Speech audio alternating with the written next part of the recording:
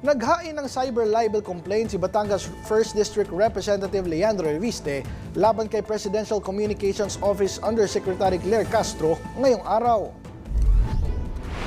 Ito'y dahil sa umano'y libelous statements ng press officer ng palasyo sa kanyang vlogs tungkol sa tunay na kalagayan ng solar energy firm ni Reviste.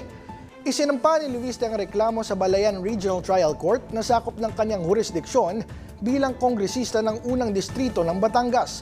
Matatandaang mariing itinanggi ni Reviste ang mga alegasyon na binenta niya ang solar energy franchise ng Solar Philippines. Binigyan ng congressional franchise ang kumpanya ni Reviste upang magtayo, mag-install at magpatakbo ng solar-powered microgrid sa mga liblib na lugar.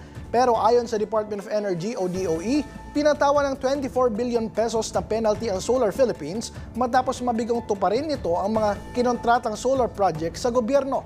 Dagdag ng DOE, hindi nakapag-produce ng mahigit 11,000 megawatts na enerhiya ang Solar Philippines na nakapaloob sa 30 service contracts.